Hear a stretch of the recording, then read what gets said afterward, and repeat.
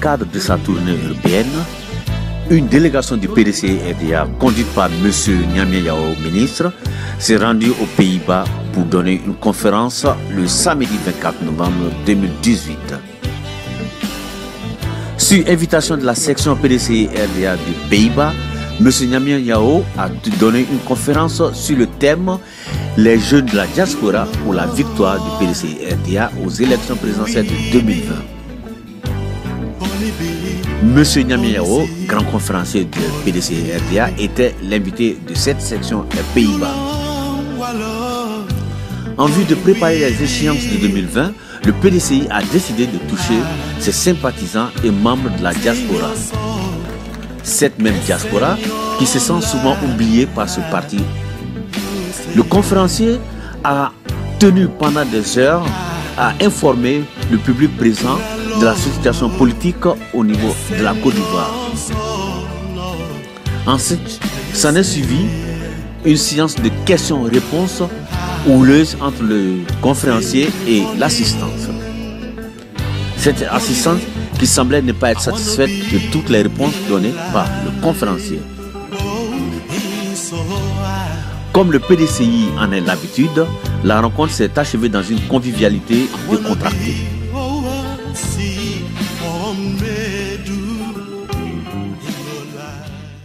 Nos intérêts. On dit nos intérêts, c'est quoi, Monsieur le Président? Nos intérêts, c'est que, de façon non négociable, nous voulons qu'en 2020, le PDCI ait un candidat. Et comme l'accord ne nous permet pas cela, Monsieur le Président, nous rejetons l'accord. Le Président s'est incliné en bon démocrate. Et nous l'avons félicité. Ok, merci beaucoup. Nous allons passer à une autre dame. Et c'est ce qui a amené le grand conférencier du parti, qui est un défricheur de terres nouvelles, à produire des écrits. Vous avez le premier de mes écrits, PDCI-RDA indissoluble et insubmersible. Avec la photo du président Félix Houphouët-Boigny. Indissoluble et insubmersible. Mais dans le contexte ivoirien, il faut être courageux pour écrire ça. Oh oui. Quand vous écrivez ça, si ce n'est pas le Camboiro, c'est pas loin. Hein. Voilà. Mais j'ai déjà été à Bouna. C'est pas grave, j'ai déjà été à Bouna. Peut-être que j'ai été vacciné, immunisé, et peut-être qu'on a pitié de moi aussi. Ensuite, j'ai écrit ce deuxième livre, Henri Konan Bédié et le PDCI-RDA, pour un nouveau futur. Pour un nouveau futur. Le nouveau futur, vous savez, c'est ce que j'ai dit. On est à la recherche d'une nouvelle vérité. Tous les 5 ans, il y a une nouvelle vérité. Voilà. Ensuite, nous avons écrit les 2 clés pour reconquérir le pouvoir d'État en 2020. Et nous avons dit défendre l'autonomie du PDCI-RDA, c'est ce que nous faisons aujourd'hui. On veut défendre l'autonomie. Et nous avons dit se rassembler autour du président Henri Konan Bédié. Entendons-nous bien. Se rassembler autour du président. Nous sommes des poussins, l'épervier circule dans le... Donc, nous nous mettons sous les ailes du président. Et ça a été apprécié par les partis. Et c'est la raison pour laquelle le président m'a autorisé à venir avec des exemplaires pour vous proposer. Et je crois que bon, je vais être le commercial de moi-même. Et donc ça fait 20 euros. 20 euros. Les 3 livres font 20 euros. Et pour élever le niveau du débat, puisque je sais que vous êtes mariés à des Néerlandais, à des Allemands, à des Français. Et nous aussi, nous voulons évoluer avec les standards internationaux. Oui. Et donc nous avons un livre qui sort le 7 décembre en mémoire du président Félix Houphouët-Boigny qui s'appelle « L'Afrique face aux grandes contradictions du monde ». Plaidoyer pour un monde juste. Et nous viendrons faire des colloques, des séminaires ici pour tutoyer le monde. Et vous savez pourquoi nous voulons tutoyer le monde maintenant? Parce que le président Félix Houphouët-Boigny a eu une grande vision pour nous. Il a construit la basilique Notre-Dame de la Paix. Il a construit la fondation Félix Houphouët-Boigny pour la recherche de la paix. Et puis il nous a dit, je voudrais que les grands de ce monde viennent dans ma fondation pour réfléchir sur les questions de paix. Mais le président n'a pas dit que les grands de ce monde doivent venir forcément des Pays-Bas, ou de Washington, ou de l'AE, ou de l'Allemagne. Donc nous voulons être parmi les grands de ce monde. Et donc nous avons écrit ce petit livre, qui va sortir bientôt, et qui s'appelle l'Afrique face aux grandes contradictions. Et donc nous devons comprendre que nous vivons dans une nasse. Et dans la nasse, si tu n'as pas de nageoire qui coupe, ben, quand tu es pris dans la nasse, ben, tu restes dans la nasse. Et tant pis pour toi. Et donc il nous faut développer d'autres capacités. Il nous faut être intelligent. Il nous faut être flexible. Il nous faut être de ce monde. Il nous faut être créatif. Il faut éviter les vilains sentiments. Œil pour œil, dent pour dent. Il faut qu'on comprenne que la démocratie est fondée sur le compromis. Et le président Bédier d'ajouter un compromis dynamique.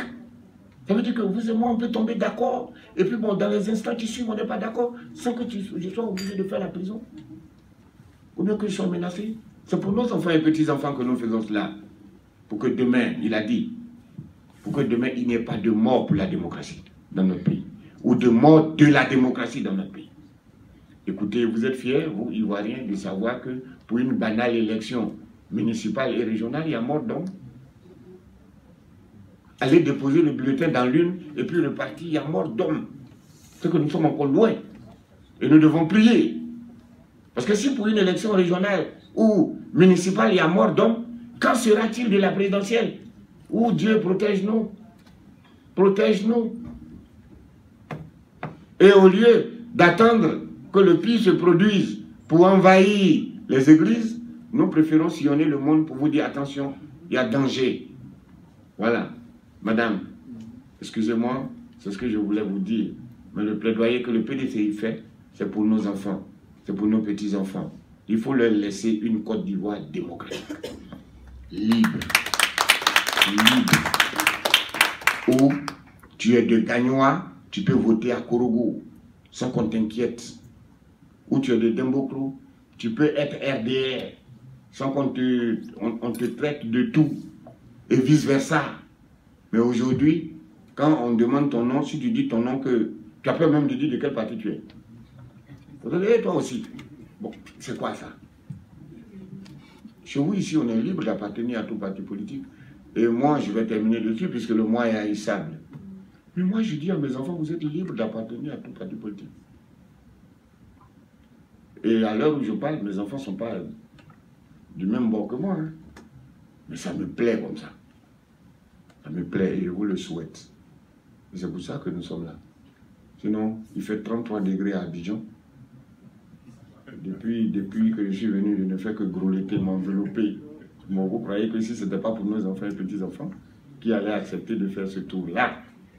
Donc que Dieu fasse que nos plaidoyers transforment positivement les acteurs de la vie politique nationale et que les uns et les autres comprennent qu'ils ne sont pas propriétaires de la Côte d'Ivoire et qu'ils viennent, ils passeront comme le président Félix Houphouët-Boigny est passé et que ce que nous leur demandons, c'est de nous laisser une Côte d'Ivoire où il fera bon vivre.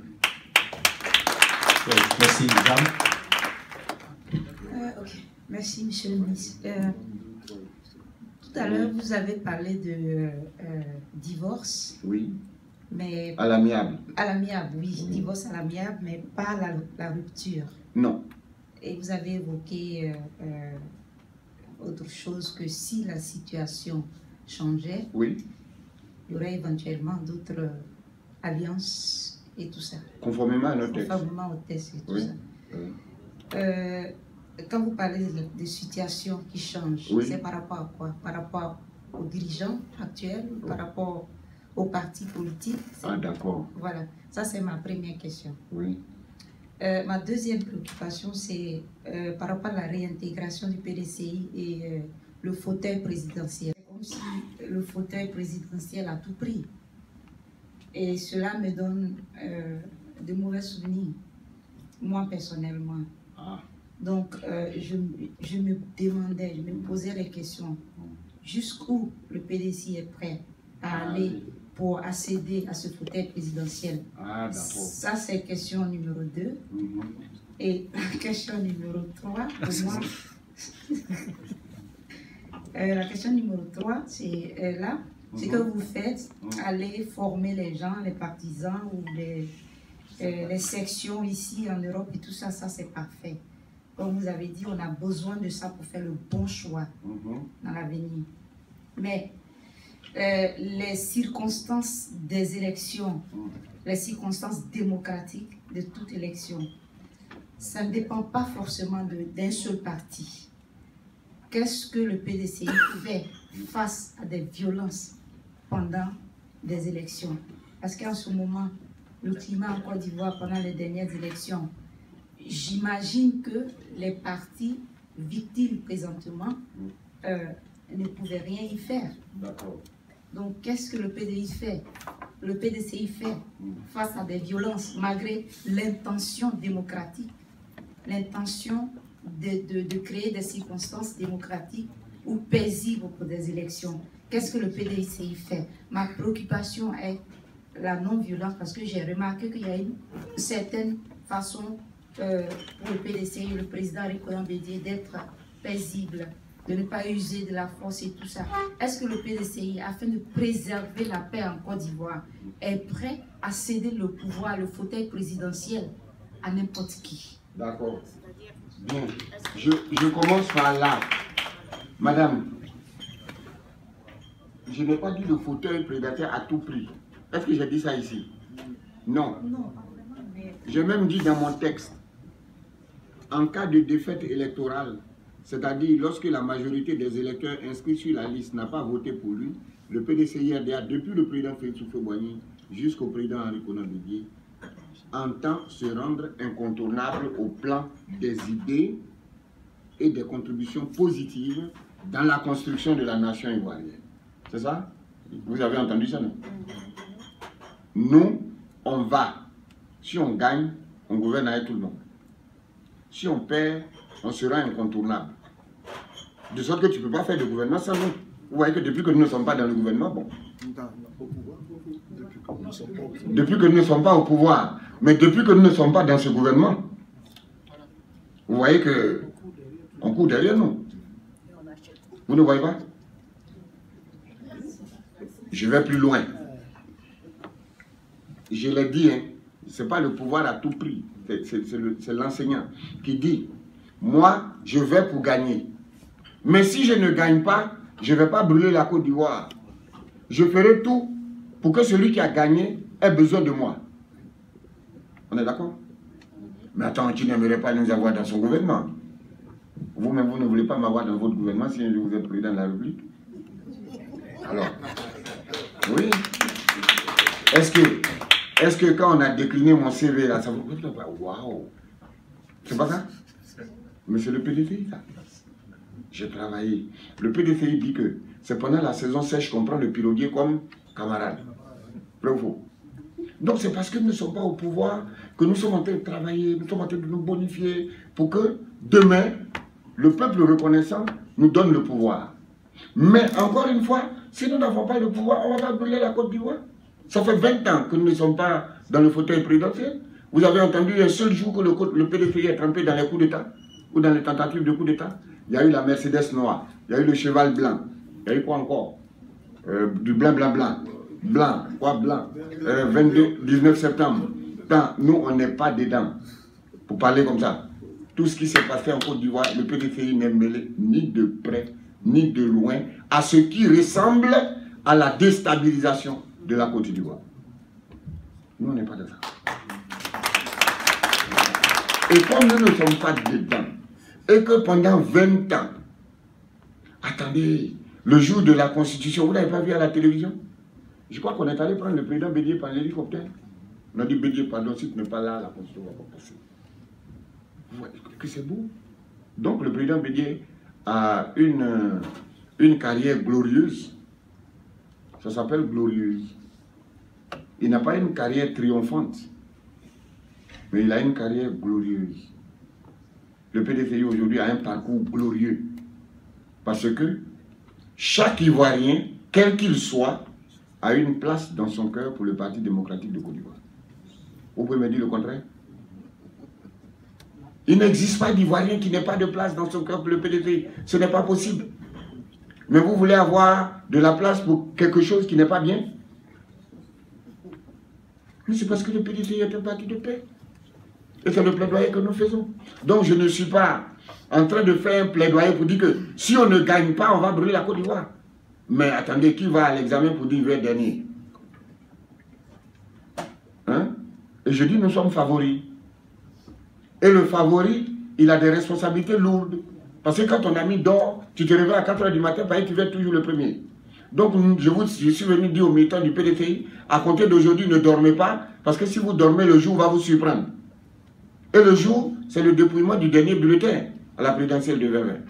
Donc, encore une fois, mesdames, messieurs, entendons-nous bien, nous ne sommes pas des assoiffés de pouvoir, au point d'éventrer la Côte d'Ivoire, de d'écorner la démocratie, de brader la paix. Non, et non, et non, et non, ce n'est pas PDCI.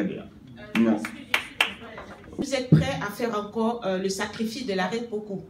Voilà. Vous voulez que je vous réponde franchement? Bien sûr, monsieur, allez-y.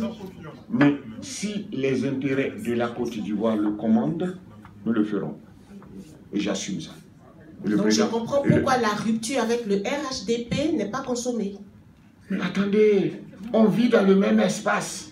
Les militants du RHDP comme les militants du PDCI sont des frères. On a tous fait l'école. On s'appelle Kwasi Kwadjo, on s'appelle Salimata. Salimata RHDP, Salimata PDCI, Tunkara RDR, Digbe PDCI, Didier Madi PDCI. On est des frères. On est condamnés à vivre ensemble. Donc, madame, le PDCI a des textes qui datent du président Félix Houphouët-Boigny. Attendez, comment le président Félix Houphouët-Boigny peut réconcilier l'Afrique du Sud? Et nous, les héritiers du président Félix Houphouët-Boigny, on ne peut pas se réconcilier entre nous? Ah oui, ça c'est important. Donc nous ne sommes pas des gens en train de dire, comme tu m'as giflé aujourd'hui, on ne se parle plus. Mais si ceux pour lesquels tu m'as giflé disparaît, on se salue. Attends, moi j'ai été frappé parce que je fréquentais... Qu'est-ce que vous en savez, madame? Attendez, je vais vous dire une chose. Non, non, non, j'aime bien ça, monsieur, pardon. J'aime bien ça parce que moi-même j'adore. Oui. Mais pourquoi vous voulez que vos certitudes soient des certitudes? Mais attendez. Attendez. Oui. On est convaincu, on le sait, avec ce qui se passe, ils ne vont pas changer. Madame, vous voulez que je vous dise l'histoire de l'Europe, là? Vous savez combien de guerres il y a eu en Europe? Il y a eu des guerres de 100 ans. Alors, parlons de la Côte d'Ivoire. Non. Parce que moi, les exemples des autres, là, moi, non, non, non. Non, non, non. Je ne suis pas non plus un enseignant borné. Je suis un citoyen de ce monde. Donc, vous enseignez la philo, les maths, l'anglais et tout? Tout. Parce que j'ai fréquenté les écoles les plus prestigieuses de mon pays. Qui soient. C'est moi qui vous dis. Voilà. Et je m'appelle Nyamia Yao. Et je m'appelle Docteur Nyamia Yao, s'il vous plaît.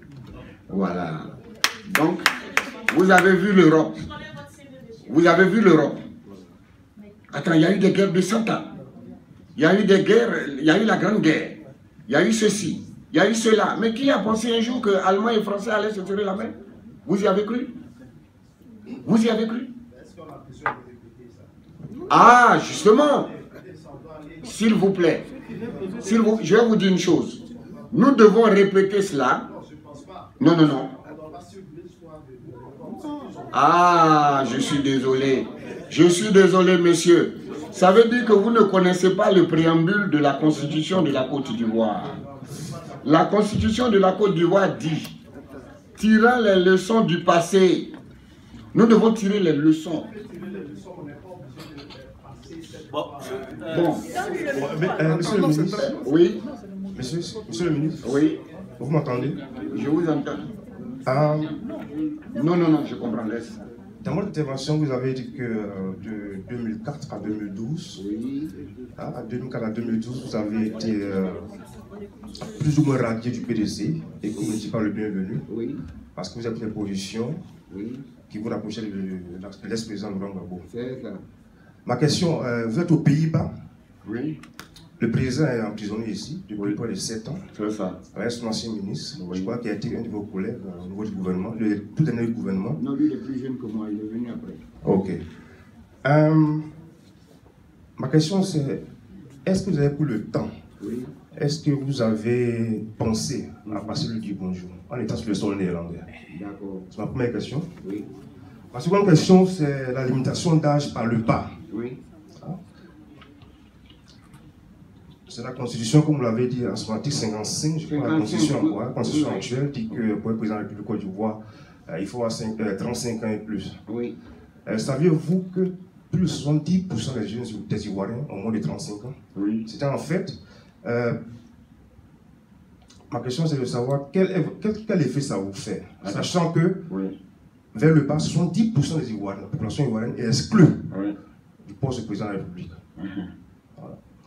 La dernière question qui je pense que la plus importante, c'est qu'est-ce que compte le PDCI fondamentalement changer après 2020, après 2020? D'accord. Ok. Je parle de la Constitution, le fonctionnement de l'État. Oui. Il y a des propositions qui ont été faites au niveau du pouvoir parlementaire, réduire les pouvoirs du chef de l'État, du président de la République, une semi-présidentielle. Concrètement, il ne s'agit pas de remettre Bédiou au pouvoir, mais concrètement, quelles sont les propositions du PDCI? D'accord. Voilà, parce que nous tous, on ne se connaît pas, mais je suis un ancien officier, j'ai fait la prison sur le PDCI. Oh, d'accord. J'ai été torturé par le ministre, comment il s'appelle, Wassan Akouni. D'accord. Ok. Bien. Excusez-moi, monsieur le ministre. Attendez. Ce que je voulais demander, c'est qu'on va éviter les questions. Non. Faut pas mettre de balises. Non, je ne mets pas de balises. Faut les faire. C'est bon. Je vais vous dire une chose. Vous savez, je suis à l'aise avec tout le monde. On est d'accord? S'il y a des questions auxquelles je ne peux pas répondre, quand je vais arriver à Abidjan, je vais chercher des réponses et puis je vais chercher le billet d'avion pour venir vous rencontrer encore. Ça ne me gêne pas du tout. D'accord, merci. Je vous laisse continuer. Maintenant, monsieur qui a posé, s'il vous plaît, c'est vous qui avez posé la question de 35 ans exclus, non? Bon, j'arrive. Voilà la constitution de la République de Côte d'Ivoire, dans le journal officiel. Cette constitution-là a été votée par référendum en Côte d'Ivoire, là-bas. C'est-à-dire qu'on a écrit la constitution et puis on a appelé le peuple souverain de Côte d'Ivoire à dire si oui ou non il est d'accord avec la constitution. Donc, la constitution de cette année, c'est-à-dire de 2016, n'est pas une constitution votée seulement par les députés. Parce que quand ça a été voté par les députés, vous vous rappelez, quand le général a fait le coup d'État, il dit aux députés, on vous a donné l'argent et puis vous avez voté. Cette fois-ci, on a donné l'argent à personne. On a fait la constitution, on a appelé le peuple souverain de Côte d'Ivoire et le peuple souverain de Côte d'Ivoire a voté au référendum notre constitution. C'est la constitution qui est en vigueur en Côte d'Ivoire. Donc moi, je ne peux pas venir parler d'une autre constitution. Et la constitution est une loi. C'est une loi de la République. Jusqu'à ce qu'elle change, dans mon discours, c'est ce que je dis. Si demain, il y a une autre constitution, quand je vais venir vous rencontrer, je parlerai de ça. Mais je suis convaincu que dans nos pays ici, dans vos pays ici, ce qui fonde votre vie, c'est le respect de la loi. La constitution est du domaine de la loi. Donc moi, je respecte la constitution de mon pays. Ensuite, la constitution dit « Persuadé que la tolérance politique, ethnique, religieuse, ainsi que le pardon et le dialogue des cultures constituent des éléments fondamentaux du pluralisme concourant à la consolidation de notre unité, au renforcement du processus de réconciliation nationale et à la cohésion sociale. » Bon, ça c'est la Constitution qui le dit. Hein. La Constitution prône la tolérance politique. C'est pas ça? Prône la réconciliation. Alors, si on peut se réconcilier avec le plus lointain, bon, qui vous a dit que celui qui est proche de nous, on ne peut pas se réconcilier avec lui? Ah non, hein, c'est pas comme ça la politique. Hein. La politique, on peut faire palabre le jour, Et puis la nuit, si nos intérêts convergent, on se réconcilie. Et c'est valable dans tous les pays du monde. Voilà. C'est la Constitution de la République de Côte d'Ivoire qui le dit. Donc, je vous exhorte à promouvoir la Constitution de la République de Côte d'Ivoire. Ensuite, je termine dessus. On dit, tenant compte de notre diversité ethnique, culturelle et religieuse, est résolu à construire une nation pluriethnique et pluriraciale, fondée sur les principes de la souveraineté nationale, convaincu que l'union dans le respect de cette diversité assure par le travail, la discipline, le progrès. Mais attendez, la Constitution de la République, elle s'impose à nous tous. Donc, en Côte d'Ivoire, si quelqu'un t'a giflé la nuit, si tu n'es pas mort, si le lendemain matin, vous pouvez vous réconcilier et vous serrer la main, Monsieur le ministre, c'est une bonne chose. S'il vous plaît. Quand vous parliez, je vous ai laissé parler. Je vous ai laissé parler. Laissez-moi parler. Allez-y, allez-y. Je voulais juste vous rappeler que ce n'est pas vraiment le sens de la question que j'avais posée. Ah, précisez la question. C'est la discrimination par le bas. Oui. La discrimination par le bas, je vous ai demandé quel effet ça vous fait de savoir que 70%, oui. Je parle de 70% de la population ivoirienne. Ah, je comprends votre question. Voilà. Bon, donc jusqu'à ce que la Constitution change, ça va être un enjeu de la présidentielle. Peut-être que les plus jeunes au Parti démocratique de Côte d'Ivoire vont... Mais je ne suis pas en campagne aujourd'hui, je ne suis pas venu vous exposer un problème. Vous êtes en campagne? Non. Vous êtes en campagne? Non, non, non. Vous êtes en campagne? Non, non, monsieur. Ensuite, la visite au président Laurent Gbagbo. Oh. Est-ce que vous voulez que j'en parle? Non? Attends. Moi, j'ai été détenu à Bouna. J'ai fait la prison pour mes engagements aux côtés du président Laurent Gbagbo. Et ce matin, quand on est arrivé, ceux qui m'ont conduit m'ont fait visiter là où le président est détenu. J'ai coulé les larmes abondamment. J'ai pleuré, moi. On n'est pas en train de jouer avec ces choses-là.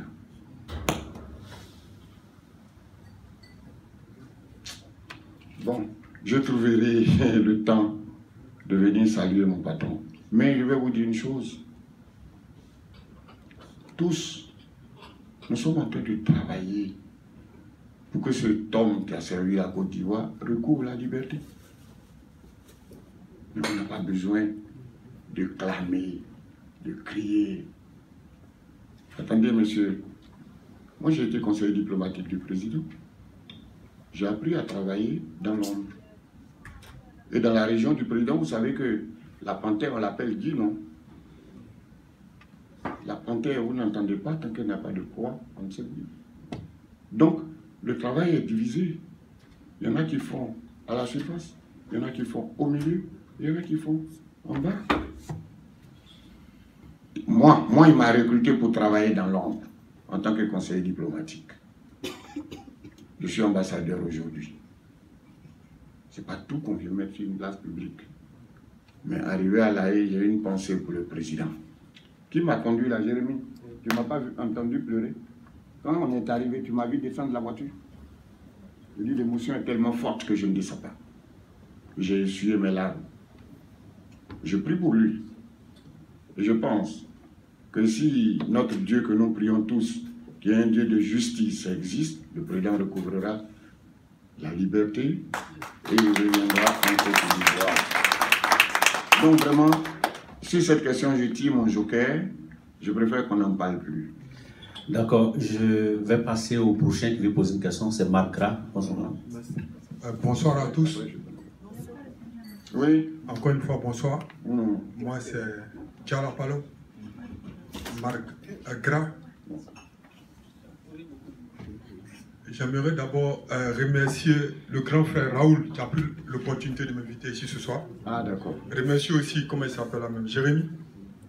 Et puis tous les Ivoiriens qui ont pris leur temps de faire ce déplacement pour venir à cette, comment on appelle, cette réunion. J'ai plus que 35 ans, donc je suis aspirant président. Ah oui? Maintenant, je demande encore une fois à M. Nyamien Yao Ne réagissez pas, monsieur. de partager avec nous sa vision de la Côte d'Ivoire. C'est ça que je dis,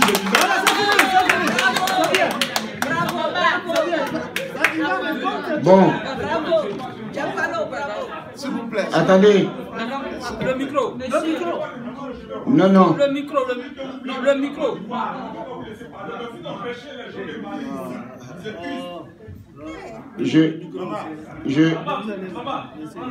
Non, non. Il s'appelle comment? Envoie le micro. Envoie. Il s'appelle comment? Envoie le micro. Il s'appelle le monsieur qui a parlé.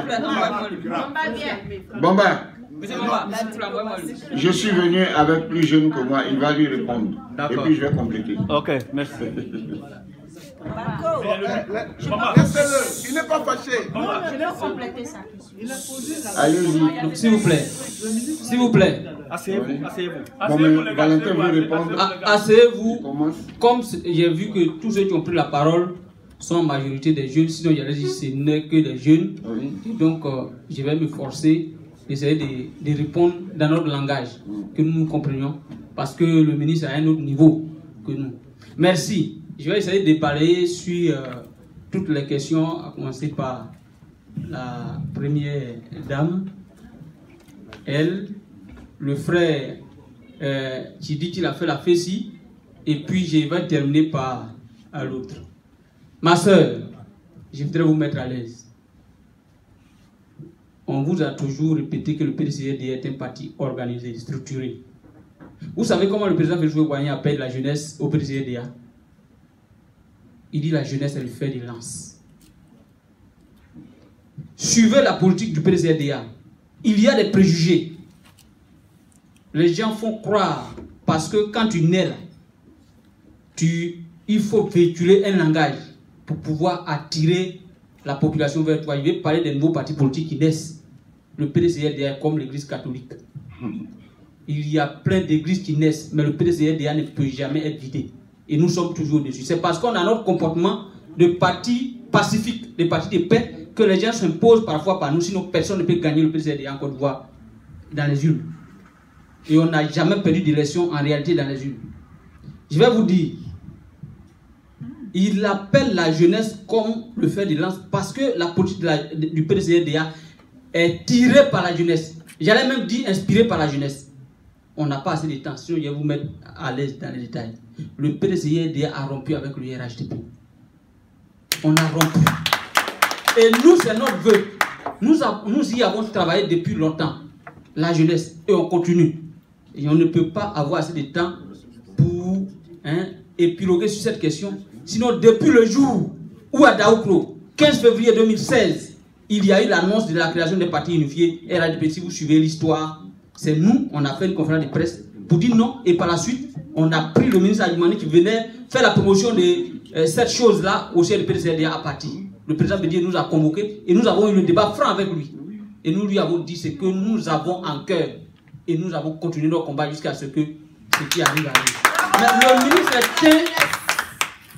le ministre est un cadre du PDCDA imprégné dans la culture politique du PDCDA. Il ne peut pas prêcher le même langage que nous. Mais quand vous voyez les faits et gestes du PDCDA, vous n'avez pas à vous poser des questions. On ne va pas retourner là, mais on continue d'échanger avec les Ivoiriens, on continue d'échanger avec n'importe qui. Mais nous sommes engagés résolument sur la voie de la reconquête du pouvoir. Or, le RHDP est dans une dynamique de phagocyter tous les partis pour permettre au RDR de continuer à gérer le pouvoir. Mais nous n'allons pas nous retrouver dans cela et on ne se retrouvera pas dedans. Si cette question-là, vous devez être à l'aise. Vous avez vu qu'aujourd'hui même, où nous sommes, le PDCDA a lancé un vaste mouvement de recrutement de militants. Ça se passe au siège du PDCDA. Nous avons à cœur de recruter 2 millions de militants fichés, identifiés d'ici 2020. De sorte qu'en partant en 2020, nous avons déjà le sondage, nous avons les statistiques en notre faveur, sachant qu'on s'en va, voici notre capital. Voici notre âme. Comment on fait pour avoir les élections? Voici notre instrument. À partir de la Côte d'Ivoire, nous allons arriver ici, sur cette question-là. Parce que j'ai senti, à plusieurs reprises, vous avez posé la question, c'est le doute. Est-ce qu'on peut faire confiance au PDCDA quand il dit ceci, ils font cela? Mais le PDCDA n'utilise pas les armes. l'autre a parlé de notre façon de rompre et de se remarier. Il dit, ne pose pas la question.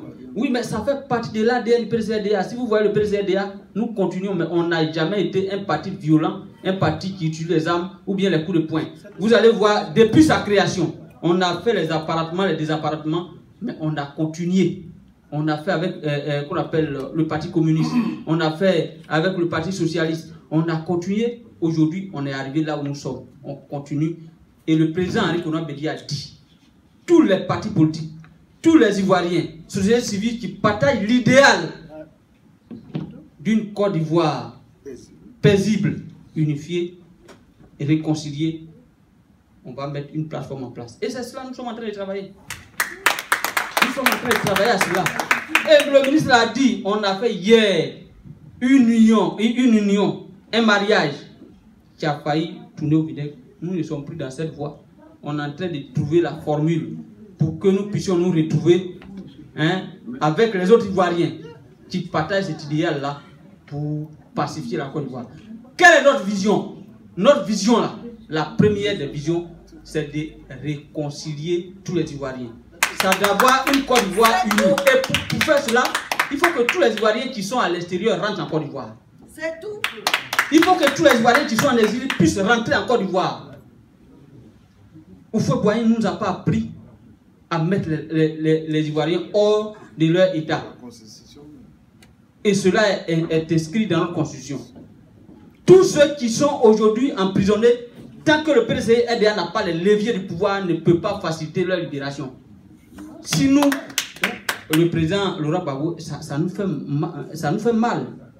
Mais combien de manifestations nous n'avons pas eu à faire, les Ivoiriens n'ont pas eu à faire ici? Est-ce que cela a réglé le problème? C'est une décision politique. C'est une décision politique. C'est pourquoi nous ne nous inscrivons pas dans la politique de la chaise vide. C'est ce que le président Félix Houphouët-Boigny nous a appris. À supposer que ces élections locales qui a eu lieu, le PDC dit je boycotte, tout le monde boycotte, mais il va y avoir des maires. Demain quand nos enfants naissent, demain quand nous devons aller quelque part, c'est où nous allons établir nos extraits. Mais on va remplir le fichier ivoirien d'étrangers et de je ne sais qui, si nous ne sommes pas là aussi pour contrôler. Voici les enjeux. Voici les enjeux. Il ne faut pas boycotter pour boycotter. Il ne faut pas boycotter pour boycotter. Si nous voulons que nos frères qui sont incarcérés puissent recouvrer la paix, nous devons aller rechercher le pouvoir. Et parce que c'est le pouvoir politique qui décide. Et c'est ensemble que nous devons le faire. C'est ensemble que nous devons le faire. Et c'est à cela que nous sommes en train de travailler. On est en train de tourner. On vous a dit au départ qu'il y a des gens qui sont venus ici pour vous servir le mensonge. Je voudrais vraiment me réserver un peu pour Paris. Parce qu'on aura le temps à Paris d'étayer sur tout ce qui se passe. Chers frères, on vous aime comme on s'aime. Ne pensez pas du tout. C'est parce que le temps presse, comme on doit partir. On voulait que vous videz vite. Il n'y a pas de question tabou, le ministre a dit. Vous avez une question, vous posez. Elle a eu le temps, mais elle a été courte, elle pose. Et puis elle répond. Elle a posé 3 questions, n'est-ce pas? Bon, ça c'est un autre point. Vous pouvez reprendre la parole pour poser la question. Mais quand vous prenez le micro, vous posez directement. Et puis on vous répond. D'accord. Hein? Bon, Valentin. Madame. Attendez, Valentin. Valentin ne répond pas. Bon, s'il vous plaît, passez le micro à la dame. Non, attendez. Madame, quelles sont vos questions? Posez-les une après l'autre, puis les répondre. Bon, première question. La première question, je pense que vous avez essayé de répondre par rapport au pouvoir et tout ça. Oui, d'accord. Enfin, c'est pas tout à fait ce que j'avais dit, mais bon. Non, vous avez dit. Oui. Est-ce que nous sommes pour le pouvoir, Oui. Et je vous ai dit qu'en tant que parti politique, oui, notre rêve de tous les jours, c'est d'occuper le fauteuil présidentiel. Oui. Mais comme nous ne sommes pas le peuple souverain de Côte d'Ivoire, si nous perdons l'élection, nous n'allons pas brûler notre pays. Oui, j'ai compris. Et ma deuxième question, je crois qu'il y a dans l'ordre, je crois que j'avais parlé de l'alliance et puis du divorce, de la rupture et puis l'avenir. Vous avez dit bon, si les conditions ou bien la situation change, oui. Il y a une éventualité d'alliance encore. Non, je vous ai dit que l'article 101 des statuts du Parti démocratique de Côte d'Ivoire autorise le PDCI-RDA à être en alliance avec n'importe lequel des partis politiques de Côte d'Ivoire qui voient les choses de la même manière que nous. En clair, on peut ne pas voir les choses le matin, mais si à 16 h on voit les choses de la même manière, on peut être en alliance. Et c'est ce que Valentin a dit. D'accord. On est d'accord. Le président a dit on va créer une plateforme. Mais le président n'a pas dit on va créer une plateforme soft. Il dit on va créer une plateforme avec tous les partis politiques qui voient la même chose, dans la même direction que nous. D'accord, ça veut dire que demain, si le RDR... Oui, qui est un parti politique. D'accord, je suis d'accord. Oui, et c'était ma dernière question. Oui. C'était par rapport au déroulement des élections. C'est ça. Vous avez parlé d'aller aux élections dans des conditions paisibles, démocratiquement. Oui. Et j'ai évoqué les élections qui ont eu lieu récemment en Côte d'Ivoire. Et moi, je me demande, la Côte d'Ivoire, le PDCI, malgré ses intentions de créer des circonstances paisibles pour ces élections présidentielles de 2020, et si le PDCI est confronté à des violences, qu'est-ce qu'il fait? D'accord. C'était ça ma question. Maintenant, nous, on va vous dire une chose. On est un parti non violent. Ouais. Donc, si vous nous opposez la violence, nous, on vous oppose la non-violence. Un point, un trait, c'est terminé. Merci. Une dernière question. Une dernière question. Une dernière question. Monsieur à la casquette. Non, elle a demandé. Non, lui, il avait demandé la parole. Et puis lui, il va terminer. Bonsoir, monsieur le ministre. Salut, mon frère. On vous remercie beaucoup pour tous ces détails. Je m'appelle Bonfils Blérou. Je m'appelle Bonfils Blérou. C'est chez moi que se tiennent les réunions du PDCI. Ah. Ma maison. Nous sommes souvent confrontés à des problèmes que j'aimerais vous détailler. Il y a la guerre en Côte d'Ivoire. Maintenant, quand on voit un Djoula qui vient aux réunions du PDCI, on dit oh, ça c'est espion de RDR. Quand on voit un BT, il va à la réunion du RDR, on dit oh, ça c'est un espion. Dans cette situation-là, en tant que responsable du PDCI, ici, quel comportement on doit adopter pour qu'il y ait une réunion saine? Parce que je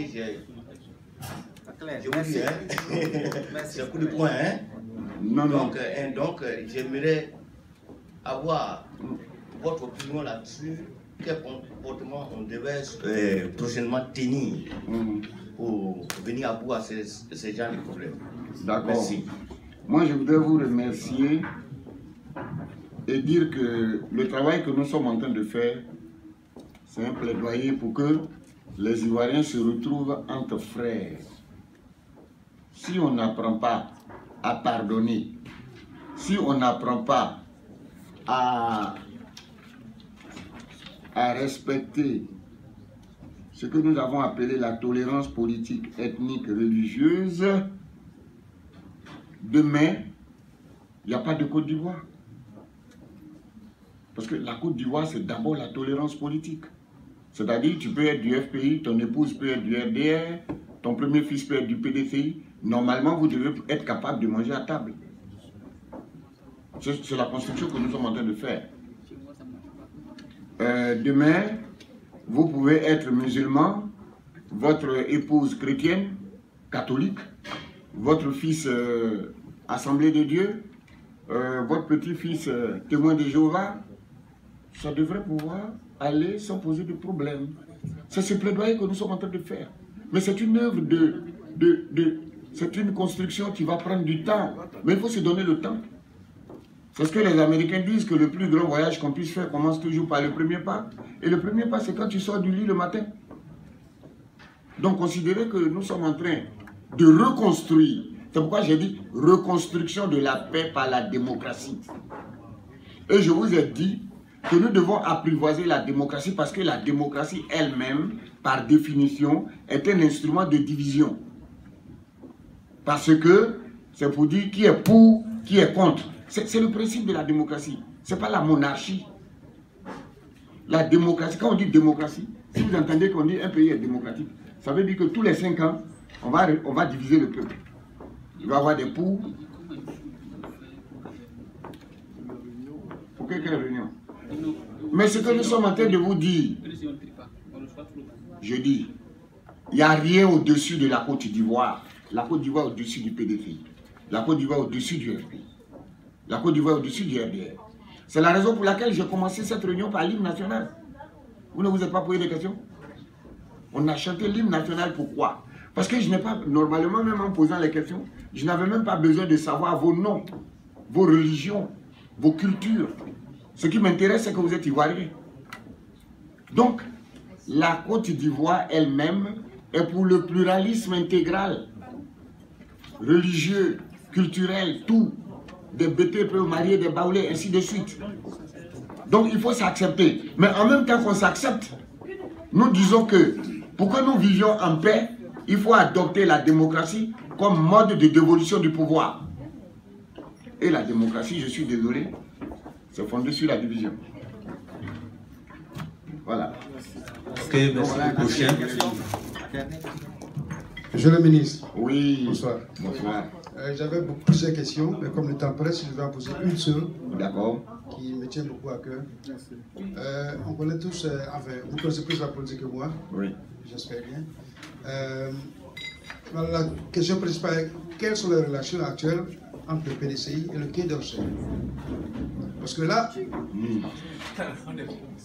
si jamais ceux d'en face sont là actuellement, c'est parce qu'ils les ont mis là. Ils font leur affaire. Qu'est-ce qui prouve qu'ils vont les laisser sauter pour mettre le PDCI? Parce que, soyons honnêtes, on se connaît. On connaît un peu l'histoire, on connaît la politique ivoirienne, la politique française, c'est l'enjeu. Ce n'est pas seulement les partis politiques, c'est beau. Mais l'enjeu principal, c'est la France. C'est eux qui décident au finish. Bon. Est-ce que vous voyez où je vais en venir? Je voudrais tirer mon joker et réserver cette réponse à demain. Non, vous avez promis de revenir avec une réponse, je vous attends. D'accord.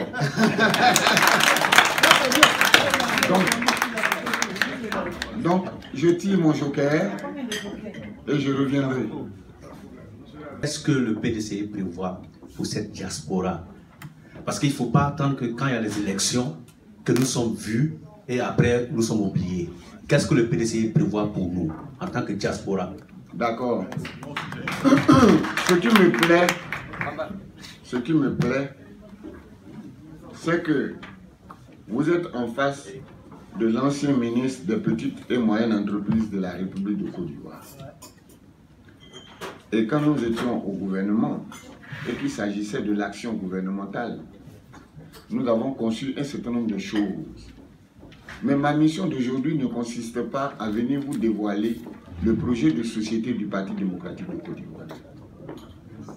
Ma mission aujourd'hui, c'est de renforcer la cohésion au sein de notre parti et de plaider pour la tolérance politique entre les Ivoiriens, la tolérance ethnique entre les Ivoiriens et de vous faire toucher du doigt les enjeux de la présidentielle de 2020. Et j'ai dit que le principal enjeu de la présidentielle de 2020, c'est de reconstruire la paix par la démocratie. Donc la grande réflexion aujourd'hui, c'est comment arriver à la paix par la démocratie, qui est un instrument de division par essence. C'est-à-dire comment on peut diviser dans la paix. C'est ça. Quand on dit démocratie, c'est que si tu ne fais pas attention, ton papa et toi, vous pouvez être opposés. Hein. Il y a eu des filles et des pères qui se sont affrontés en Côte d'Ivoire. Il y a eu des frères et des sœurs qui se sont affrontés. Mais la famille doit demeurer. Ça veut dire qu'on peut appartenir à toutes les formations politiques, mais la Côte d'Ivoire doit demeurer. Ça a été cela notre première réaction. Sinon, j'ai plein d'idées pour la diaspora.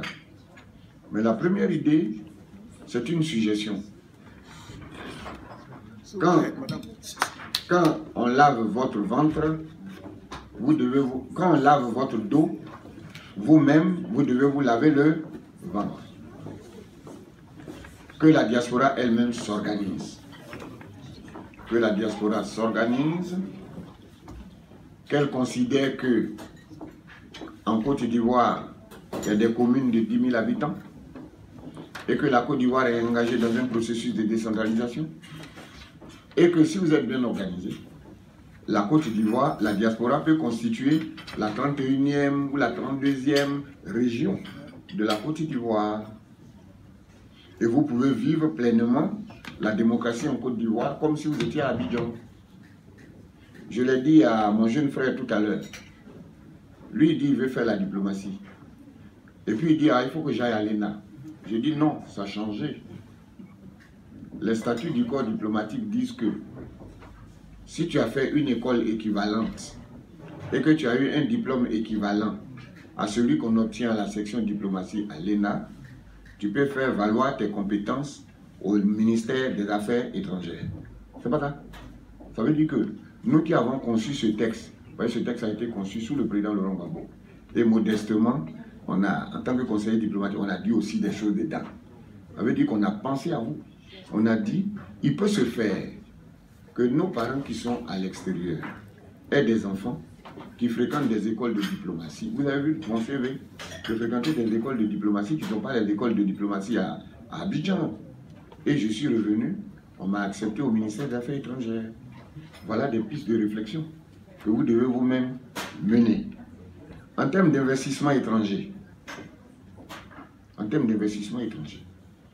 vous pouvez constituer une source de financement du développement en Côte d'Ivoire, à condition que vous vous réunissiez, que vous privilégiez l'actionnariat populaire. Parce que les actionnaires de Airbus, ils ne sont pas obligés de se voir, de se connaître. Donc vous pouvez créer une société, être tous des actionnaires, et je pense que pour 1 million d'euros en Côte d'Ivoire, on va vous ouvrir les portes du salon d'honneur. Donc je vous invite à vous organiser pour être de vrais actionnaires, pour participer au financement de notre développement. Donc en la matière, le jeune vieux ministre de l'artisanat et des petites et moyennes entreprises pourrait revenir un jour et nous parlerons de ces questions-là. Mais j'avoue qu'aujourd'hui, ce n'est pas à l'ordre du jour de mon agenda. D'accord, merci beaucoup. Et je voudrais remercier le conférencier, remercier tous ceux qui sont là. Mais avant de conclure, je voudrais aussi annoncer quelqu'un qui n'était pas là lors de l'introduction. C'est M. Loukou Gilbert, délégué général de Benelux, à qui j'aimerais donner le micro pour voir s'il pouvait s'adresser à l'assistance.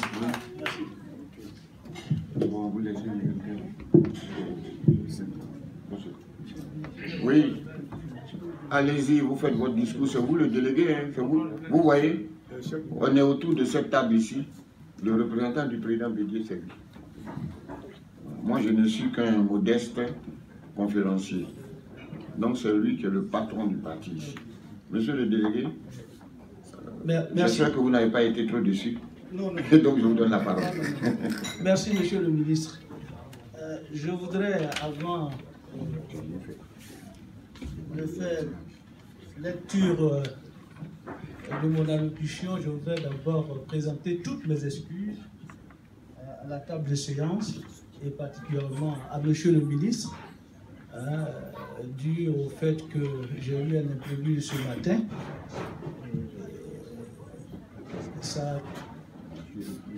Cela ne m'a pas permis vraiment d'être dans le temps. Donc, toutes mes excuses aussi à toute l'assistance, aux frères et sœurs qui ont effectué le déplacement. Voilà. Je suis arrivé de Belgique avec Madame Anicette Nguessan, qui est la secrétaire de l'UFPDCI Benelux. Il y a M. Bouba et M. Ofoumou qui sont arrivés aussi de Bruxelles. Voilà. Et madame, avec madame Alice. Ah oui. Voilà. Monsieur le ministre Niamey Yao, grand conférencier du parti, Monsieur Valentin Kouassi, président national de la JPDCI urbaine, honorables membres du bureau politique, mesdames et messieurs du Grand Conseil, membres du Grand Conseil, mesdames et messieurs les représentants des partis politiques, madame la présidente de l'UFPDCI du Benelux, monsieur le président de la JPDCI de Paris-Île-de-France, monsieur le président du comité d'organisation, monsieur le secrétaire de section des Pays-Bas, Amazon de l'UFPDCI, combattant de la JPDCI, militantes et militants, honorables invités, mesdames et messieurs, c'est à la fois un réel plaisir et une joie partagée de prendre la parole en ce lieu et en ce jour du samedi 24 novembre 2018 à l'occasion de cette importante mobilisation. Cela démontre notre engagement et détermination à toujours porter haut les valeurs de notre grand parti. Au moment où nous recevons dans cette ville mythique d'Amsterdam le ministre Niamey Yao, grand conférencier du PDCI-RDA, je voudrais traduire notre reconnaissance à la JPDCI de Paris-Île-de-France pour avoir initié cette tournée européenne en faisant du Benelux le point de départ à travers le choix porté sur les Pays-Bas. Au nom des militants du Benelux, je voudrais vous adresser, monsieur le ministre, nos salutations chaleureuses et sacrifier à la tradition pour vous souhaiter, ainsi qu'à la délégation qui vous accompagne, la bienvenue à Amsterdam. Qu'il me soit permis d'exprimer au nom de la délégation générale du Benelux notre soutien total et notre profonde gratitude au président Henri Konan Bédié, président du PDCI-RDA, pour sa haute vision de rassembler toutes les forces vives de la nation, les partis et les groupements politiques de Côte d'Ivoire vers l'objectif majeur de 2020 à travers une plateforme de collaboration dans la perspective de relever ensemble les nouveaux défis de la cohésion sociale, de la stabilité et du développement. Tous nos remerciements et nos encouragements au professeur Maurice Kakou-Dikawe et à l'ensemble des secrétaires exécutifs pour l'excellent travail de terrain accompli avec une grande efficacité. Je salue et remercie le président national de la JPDCI urbaine pour son soutien et dont la présence. De père ou de mère, tu es ivoirien, trop de frustration à son égard. Japres Awaga.